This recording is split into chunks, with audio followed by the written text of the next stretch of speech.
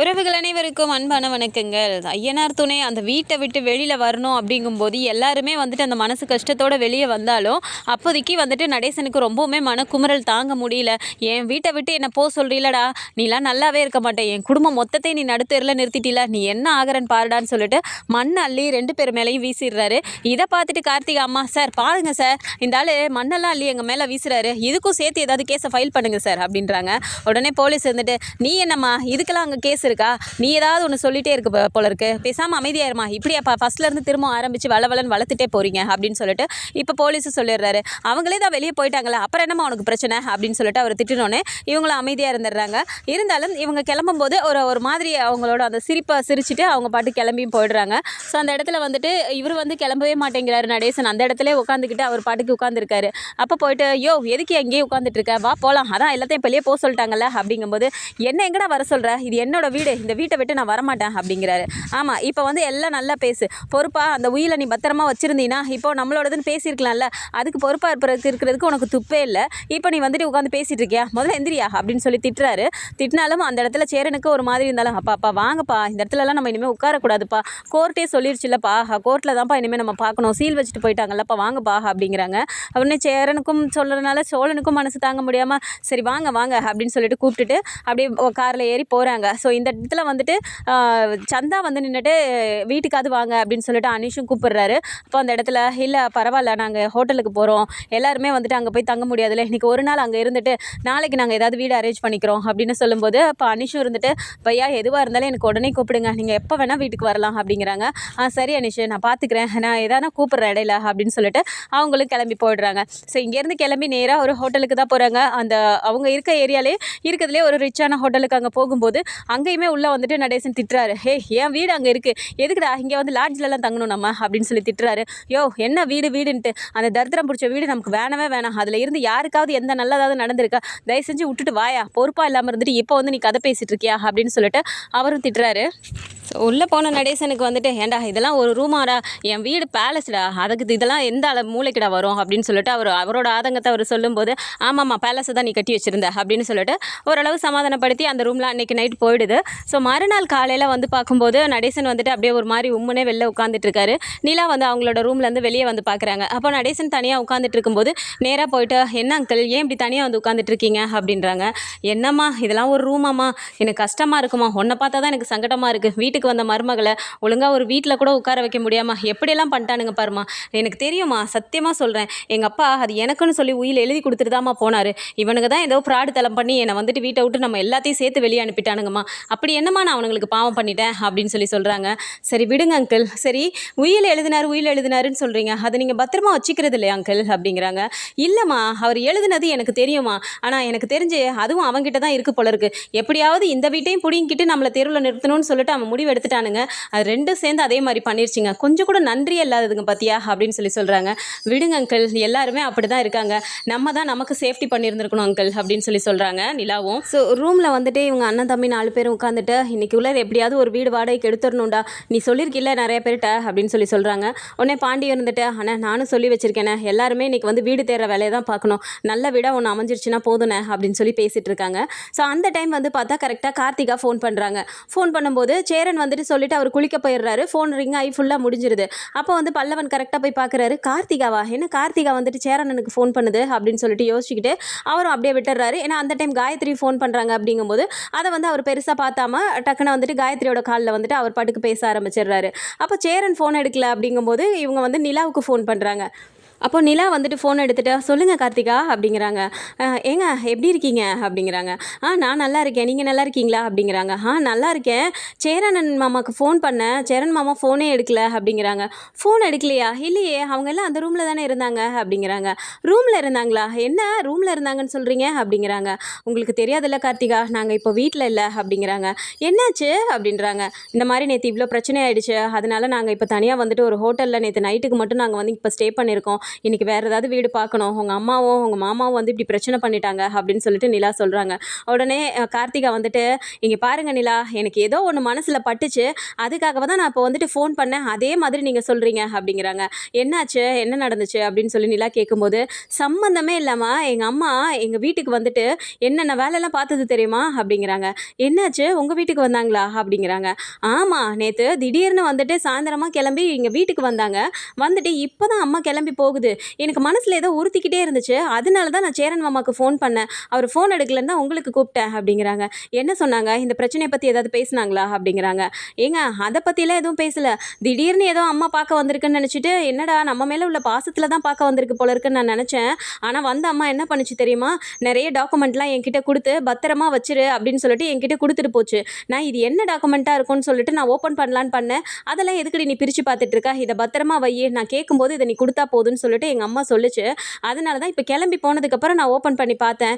எல்லாமே வந்துட்டு அந்த வீட்டோட பத்திரம், அந்த வீட்டில் இருக்க நடேசன் மாமாக்குன்னு சொல்லிட்டு தாத்தா எழுதி வச்ச உயில் எல்லாமே அதில் இருக்குது. அதுதான் இங்கே கொண்டு வந்து என்கிட்ட கொடுத்துட்டு போகவும், எதுக்குடா சம்மந்தமே இல்லாமல் என்கிட்ட கொண்டு வந்து கொடுக்குறாங்க, அது நம்ம வீட்டிலே இருந்திருக்கலாமேன்னு சொல்லிட்டு நான் யோசித்தேன். இப்போ தான் எனக்கு விஷயமே புரியுது அப்படிங்கிறாங்க. என்ன சொல்கிறீங்க கார்த்திகா, அந்த உயில் உங்ககிட்ட இருக்காப்போ அப்படிங்கிறாங்க. ஆமாம் நிலா, இப்போ தான் எங்கள் அம்மா வந்து கொடுத்துட்டு போகிறாங்க, அவங்க கிளம்பி போனதுக்கப்புறம் ஏதோ ஒன்று எனக்கு மனசில் ஒரு மாதிரி பட்டுச்சுன்னு சொல்லிட்டு தான் இப்போ நான் உங்களுக்கு கூப்பிட்டேன் அப்படிங்கிறாங்க. ஏங்க கார்த்திகா, எனக்கு ஒரே ஒரு ஹெல்ப் மட்டும் பண்ணுறீங்களா அப்படிங்கிறாங்க. சொல்லுங்கள் நிலா, நான் எது வேணால் பண்ணுறேன், இப்படி எல்லாருமே ஹோட்டலில் போய் உட்காந்துருக்கேங்கிறீங்க, எனக்கு கஷ்டமாக இருக்குது, ஏன் தான் என் அம்மா அப்படி பண்ணுதோ தெரியல அப்படிங்கிறாங்க. சரி விடுங்க கார்த்திகா, எனக்கு ஒரே ஒரு சின்ன ஹெல்ப் மட்டும் பண்ணுங்களேன், அந்த உயிலை நல்லா படித்து பார்த்தீங்களா அப்படிங்கிறாங்க. நான் நல்லா படிச்சுட்டேன், இது ஏற்கனவே எங்கள் வீட்லேயும் நான் பார்த்துருக்கேன், இது வந்து நடேசன் மாமாக்குன்னு சொல்லிட்டு தான் எங்கள் தாத்தா எழுதி வச்சுது, அந்த வீடே வந்துட்டு மொத்தமுமே நடேசன் மாமாக்கு தான், சும்மா சம்மந்தமே இல்லாமல் தான் என்னோட பெரிய மாமாவும் எங்கள் அம்மாவும் வந்து உங்ககிட்ட பிரச்சனை பண்ணுவாங்க. நான் அப்போவே திட்டுவேன், எதுக்காக இப்படிலாம் போய் பண்ணுறீங்க, அந்த வீடு அவங்களோட தானே, அது தாத்தா அவங்களுக்கே எழுதி வச்சிருக்காருல்லன்னு சொல்லிட்டு நான் திட்டுவேன். அப்போல்லாம் வந்துட்டு என்னை அப்படியே அடக்கி அடக்கி வைப்பாங்க. ஆனால் இன்றைக்கி திடீர்னு வந்து இதை இங்கே கொடுத்துட்டு போகவுமே எனக்கு சந்தேகம் வந்துச்சு அப்படிங்கிறாங்க. ஆமாம், அதே இதுக்கு அங்கே கொண்டு வந்து உங்ககிட்ட கொடுத்துருக்காங்க அப்படிங்கிறாங்க. என்ன நிலா, இது கூட உங்களுக்கு புரியலையா, எப்படியா இருந்தாலும் இந்த உயில் வந்துட்டு இவங்க கிட்ட தான் இருக்குன்னு சொல்லி நடேசன் மாமாவுக்கு தெரியும். திடீர்னு போலீஸ்க்கு போயிட்டு அவங்க வீட்டை சோதனை போடுங்க, அவங்க வீட்டுக்குள்ளே தான் இருக்கும்னு சொல்லிட்டு ஏதாவது நடேசன் மாமா போலீஸ் கிட்ட போயிட்டாருன்னா என்ன பண்ணுறது, அப்போ வீட்டில் வந்து தேடும்போது அங்கே இல்லைன்னு அவங்க சொல்லி தப்பிச்சுக்கணும்ல, அதனால தான் அவங்க நேக்காக எடுத்துகிட்டு வந்து என்கிட்ட கொடுத்துருக்காங்க அப்படின்னு சொல்லிட்டு இப்போ கார்த்திகா சொல்கிறாங்க. இதை கேட்டதும் நிலாக்கு வந்துட்டு அப்படியே ஒரு மாதிரி ஷாக் ஆனாலும், எனக்கு ப்ளீஸ் ஒரே ஒரு ஹெல்ப் மட்டும் பண்ணுங்களேன் அப்படிங்கிறாங்க. கண்டிப்பாக பண்ணுறேன் நிலா, என்ன பண்ணணும்னு மட்டும் சொல்லுங்கள் அப்படிங்கிறாங்க. அது நடேசன் மாமா பேர்லேருந்து தான் இருக்குன்னு சொல்லிட்டு அது அப்படியே எனக்கு ஒரு ஃபோட்டோ மட்டும் எடுத்து அனுப்புறீங்களா அப்படின்றாங்க. கண்டிப்பாக அனுப்புகிறேன் நிலா, நீங்கள் எல்லாம் இப்படி அங்கே உட்காந்துட்டு கஷ்டப்படுறது எனக்கு எவ்வளோ கஷ்டமாக இருக்குது தெரியுமா, எங்கள் அம்மாவும் மாமாவும் ஏன் இப்படி இருக்காங்கன்னே தெரியல, அவரும் நல்லவர் தானே அப்படிங்கிறாங்க. எங்கங்க நமக்கெல்லாம் புரியுது, அவங்களாம் ஏன் தான் இப்படி கோவத்தில் இருக்காங்கன்னு தான் தெரியல அப்படின்னு சொல்லி சொல்கிறாங்க. சரி ஓகே இருங்க, நான் இப்போ உங்களுக்கு உடனே ஃபோட்டோ எடுத்து அனுப்புகிறேன் அப்படின்னு சொல்லிட்டு கார்த்திகா ஃபோனை வச்சிடுறாங்க. ஸோ அதுக்கப்புறமா வந்து பார்த்தா கார்த்திகாவோட அம்மாவும் மாமாவும் வந்து கேள்விப்படுறாங்க, இந்த மாதிரி எல்லாருமே வீட்டில் தான் வந்து இருக்காங்க அப்படின்னு சொல்லிட்டு. வீட்டில் இருக்காங்களா, அது எப்படி சீல் வச்சு திரும்பவும் வந்து அவங்க வீட்டுக்குள்ளே இருக்க முடியும் அப்படின்னு சொல்லிட்டு இப்போ வேகமாக கிளம்பி அங்கே போயிட்டு பிரச்சனை பண்ண ஆரம்பிக்கிறாங்க. ஏய் நீங்களாம் என்ன மாதிரி ஜென்மங்களே தெரியல, கோர்ட்டே வந்துட்டு சீல் வச்சு வீட்டை வந்துட்டு இந்த மாதிரி பூட்டிட்டு போயிட்டாங்க, அதுக்கப்புறமா வீட்டை வந்து திறந்துட்டு நீங்கள் இருக்கீங்களா, இருங்க இனிமேல் நீங்கள் வெளியவே வர முடியாத அளவுக்கு உங்களுக்கு போலீஸ் கேஸ் நான் ஃபைல் பண்ண போகிறேன், உடனே போய் நான் போலீஸை கூப்பிட்டு வரேன் அப்படின்னு சொல்லிட்டு இப்போ அவங்க ரெண்டு பேரும் பேசும்போது இப்போ நடேசன் அங்கே கட்டிலில் உட்காந்துட்டு ரொம்பவுமே அப்படியே ஒரு மாதிரி திமிராவே பேசுறாரு. ஏய் போ போ போய் கூட்டிட்டு வா, போலீஸ் தானே கூட்டு வர போறா, போய் கூட்டு வா போ அப்படின்னு சொல்லி சொல்றாங்க. இருடா உனக்குலாம் திமிரு ஜாஸ்தி ஆயிருச்சு, எவ்வளோ தைரியம் இருந்தா கோர்ட்ல இருந்து சீல் வச்சுட்டு போனதே நீ வந்துட்டு உடச்சிருப்ப அப்படின்னு சொல்லிட்டு நேராக போறாங்க. திரும்பவும் போலீஸ் வரும்போது இப்போ வந்து நடேசன் உட்காந்துட்டு இருக்காரு. சார் இங்கே பாருங்க சார், நாங்கள் எவ்வளவோ சொல்லியும் நீங்கள் தானே சார் எல்லாமே பண்ணீங்க, நேற்றே நான் சொன்னேன்ல இவனுங்க எப்படி இருந்தாலும் திருட்டு பயலுங்க, அந்த கதவை உடச்சிட்டாவது வந்துருவானுங்கன்னு தான் பின்னாடி கதவையும் பூட்டுங்கன்னு சொன்னேன், இப்போ ரெண்டு கதவையும் உடச்சிட்டு இவனுங்க பாட்டுக்கு உள்ளே இருக்கானுங்க சார் அப்படிங்கிறாங்க. இப்போ வந்து போலீஸ் அப்படியே வந்து நிற்கும் போது நடேசன் வந்துட்டு சார் உண்மை என்னன்னு தெரியாமல் பேசிகிட்டு இருக்காங்க சார், நீங்களே சொல்லுங்க அப்படிங்கிறாங்க. இங்கே பாருங்கம்மா, அவங்களுக்கு இந்த வீடு அவங்களோட தான் சொல்லிட்டு அவங்க நிரூபிச்சிட்டாங்க அப்படிங்கிறாங்க. நிரூபிச்சிட்டாங்களா, அது எப்படி சார் முடியும், நேற்று கேட்டப்போ பேப்பர் ஒன்றுமே இல்லை உயிலே இல்லைன்னு சொல்லி தானே இவன் சொன்னான் அப்படின்னு சொல்லிட்டு இப்போ நடேசனோட அண்ணன் சொல்லும்போது, அதுதான் இல்லை நேற்று இந்த மாதிரி அவங்களே வந்துட்டாங்க, வந்து என்கிட்ட எல்லா இதுவுமே காட்டிட்டாங்க, இது இந்த வீடு ஃபுல்லாகவே வந்துட்டு அவங்க அப்பா வந்துட்டு அவருக்குன்னு சொல்லி எழுதி கொடுத்தது தான், அந்த உயில் எல்லாமே அவங்க என்கிட்ட காட்டினதுக்கப்புறம் அப்புறம் அவங்களோட தான் நம்ம என்ன பண்ண முடியும், அதனால நாங்களே பேசி பேசி எல்லாமே நாங்கள் ரெடி பண்ணிட்டோம். அவங்க கோர்ட்டில் போயிட்டு அந்த ஸ்டே ஆர்டரை கேன்சலும் பண்ணிட்டு வந்துட்டாங்க. இப்போ இனிமேல் எந்த வீட்டுக்கும் உங்களுக்கும் எந்த சம்மந்தமுமே கிடையாது. இது முழுசாக அவங்களோட தான். இனிமேல் அந்த வீட்டில் அவங்க என்ன வேணால் பண்ணிக்குவாங்க. இதுக்கும் உங்களுக்கும் இனிமேல் சம்மந்தம் கிடையாது. தேவையில்லாமல் வந்து இங்கே பிரச்சனை பண்ணிட்டு இருந்தீங்க. திரும்ப அவங்க ஒரு கம்ப்ளைண்ட் கொடுத்தாங்கன்னா உங்கள் 2 பேரையும் தூக்கி தான் நான் உள்ளே போடுவேன் அப்படின்னு சொல்கிறாங்க. இந்த இடத்துல அவங்களுக்கு புரியவே இல்லை. எப்படி இவங்களுக்கு வந்து கிடச்சிருக்கும், நம்ம தான் கொண்டு போய் கார்த்திகாட்ட கொடுத்துட்டு வந்துட்டோமே அப்படின்னு சொல்லிட்டு அவங்க யோசிச்சுட்டே நிற்கிறாங்க. அப்போ வந்து நடேசன் பேசுகிறாரு, என்னடி ரொம்ப அப்படியே திமிரா நேத்தெல்லாம் பேசிகிட்டு இருந்த, இந்த வீடு எனக்கும் இல்லை, எனக்கும் இதுக்கும் சம்மந்தம் இல்லை அப்படிங்கிற மாதிரி என்னை வீட்டை விட்டு வெளியே அனுப்புன அந்த கடவுள் என் பக்கம் இருக்காரு, அதான் ஒரே நாள்லே திரும்ப நான் வீட்டுக்கு வந்தேன் பாத்தியா அப்படின்னு சொல்லி நடேசன் பேசுகிறாரு. அப்படி அவங்க ஒரு மாதிரி புரியாமையே வீட்டுக்கு வராங்க. வீட்டுக்கு வந்துட்டு அப்படியே உட்காந்துட்டு இருக்கும்போது இப்போ கார்த்திகாவோட மாமா கேட்குறாங்க, என்ன நடந்துச்சு நேற்றுக்கு, நீ என்ன பண்ண, எதுக்கு நீ கார்த்திகா வீட்டுக்கு போன அப்படிங்கிறாங்க. இல்லைண்ணே, எப்படியா இருந்தாலும் அந்த உயில் நம்மக்கிட்ட தான் இருக்குன்னு தெரியும்ல, அதனால் எப்படியும் போலீஸ்கிட்ட அவன் போவான், போயிட்டு நம்ம வீட்டை எதுவும் சோதனை போட்டாங்கன்னா நம்மக்கிட்ட வச்சுக்கிட்டே நம்ம வந்து இந்த மாதிரி பொய்யா கம்ப்ளைண்ட் பண்ணிட்டோன்னு சொல்லிட்டு நம்மளை மாட்டி விட்டானா என்ன பண்ணுறதுன்னு, இது எல்லாத்தையும் நான் கார்த்திகா கிட்ட கொடுத்து அங்கே பத்திரமா வச்சிருடி, நான் அப்புறமா வாங்கிக்கிறேன்னு சொல்லிட்டு வந்தேனே, அவள் எதுவும் அனுப்பியிருப்பாளோ அப்படிங்கிறாங்க. நீ என்ன வேலை பார்த்துட்டு வந்திருக்க, கார்த்திகா எப்போவுமே அந்த குடும்பத்துக்கு தான் சப்போர்ட் பண்ணுவான்னு உனக்கு தெரியாதா, அவள் தான் ஏதாவது பண்ணியிருக்கணும் அப்படின்னு சொல்லிட்டு இப்போ கார்த்திகாவுக்கு ஃபோன் பண்ணுறாங்க. ஃபோன் பண்ணிட்டு, ஏய் என்னடி பண்ணி வச்சிருக்க நீ அப்படிங்கிறாங்க. நான் என்னம்மா பண்ணேன் அப்படிங்கிறாங்க. ஏண்டி நேற்று நான் உங்ககிட்ட கொடுத்த ஒரு டாக்குமெண்ட்லாம் பத்திரமா வைக்க சொன்னேனே, அதெல்லாம் எங்கடி அப்படிங்கிறாங்க. அம்மா நீ என்கிட்ட கொடுத்ததை அப்படியே நான் இங்கே தான்மா வச்சுருக்கேன் அப்படிங்கிறாங்க. அங்கே தான் இருக்கா, அப்புறம் எப்படி நடந்துச்சு இது அப்படின்னு சொல்லிட்டு அவங்க யோசிக்கிறாங்க. அப்படியே கார்த்திகா லைனில் இருந்துட்டு, என்னம்மா அமைதியாயிட்ட, என்கிட்ட தானே இருக்கு, நீ தானே கொடுத்துட்டு போன, அதை வேற நீ என்னை பிரிக்கவே கூடாதுன்னு வேற சொல்லிட்டேன். ஆமா அது என்ன டாக்குமெண்ட்டுமா அப்படிங்கிறாங்க. அதை பற்றிலாம் உனக்கு எதுக்கு, தேவையில்லாமல் எதுக்கு பேசிட்டு இருக்க, நான் கொடுத்தது உன்கிட்டே இருக்கட்டும், பத்திரமா வை அப்படிங்கிறாங்க. என்னம்மா மாமா எல்லாரும் அந்த வீட்டுக்கு போயிட்டாங்களா அப்படின்னு சொல்லி கேட்குறாங்க. என்னடி பண்ணுற நீ அப்படிங்கிறாங்க. ஆமாம்மா, நீ பண்ணுற வேலையெல்லாம் எனக்கு தெரியாதுன்னு நினச்சிட்டு இருக்கியா, நீ சம்மந்தமே இல்லாமல் என்னை பார்க்க வந்தப்போ ஏதோ பொண்ணு மேலே இருக்க அக்கறையில் தான் நீ என்னை பார்க்க வந்தியோன்னு சொல்லிட்டு நான் கூட ஒரு நிமிஷம் சந்தோஷப்பட்டேன். அதுக்கப்புறம் தானே தெரியுது நீ வந்து அந்த டாக்குமெண்ட் இங்கே என்கிட்ட கொடுத்து ஒழிச்சு வைக்கிறதுக்காக தான் நீ வந்திருக்கேன்னு சொல்லிட்டு, அதனால தான் அதை எல்லாத்தையும் ஃபோட்டோ எடுத்து நான் அன்னைக்கே வந்துட்டு நிலாவுக்கு அனுப்பி வச்சிட்டேன் அப்படின்னு சொல்கிறாங்க. ஏண்டி நீ ஏன் வயிற்றுல தான் பிறந்தியா, எதுக்குடி நீ இப்படி இருக்க அப்படிங்கிறாங்க.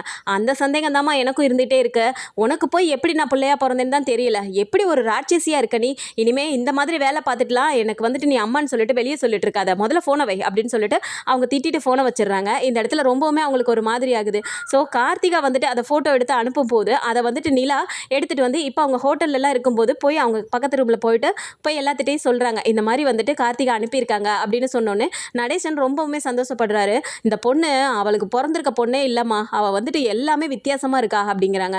ஆமாம் அங்கிள் அப்படின்னு சொல்லிட்டு இப்போ நிலாவும் சொல்லும்போது உடனே சோழன் என்ன சொல்கிறாரு, நம்ம கிட்ட பேப்பர் எதுவுமே இல்லைன்னு சொல்லிட்டு தானே நம்மளை வீட்டை விட்டு வெளியே அனுப்புனாங்க, வாங்க இதை வச்சு நம்ம போய் பேசலாம் அப்படின்னு சொல்லிட்டு இப்போ நிலாவும் சோழனும் நடேசனை கூட்டிட்டு நேராக போலீஸ் ஸ்டேஷனுக்கு போயிருக்காங்க. அங்கே போயிட்டு அவங்க காட்டின எல்லா ப்ரூஃபையும் பார்த்துட்டு இப்போ போலீஸ்க்கே வந்துட்டு அவங்க மேலே கோவம் வருது. ஸோ அவர் உடனே வந்து ஆஃபீஸர்ஸ் எல்லாத்துக்கிட்டையும் பேசி உடனே வந்துட்டு அந்த சீலையும் ரிமூவ் பண்ணி திரும்ப நீங்களே இந்த வீட்டில் இருக்கலாம் அப்படிங்கிற மாதிரி அவங்க வந்து பண்ணியிருக்காங்க. ஸோ இந்த மாதிரியான கதைக்களம் வந்தால் நல்லா இருக்கும்னு நினச்சிங்கன்னா மறக்காம நம்மளோட சேனலை சப்ஸ்கிரைப் பண்ணிக்கோங்க. அண்ட் வீடியோ பிடிச்சிருக்கு அப்படின்னா சின்னதாக லைக்கை மட்டும் கொடுத்துருங்க. தேங்க்ஸ் ஃபார் வாட்சிங்.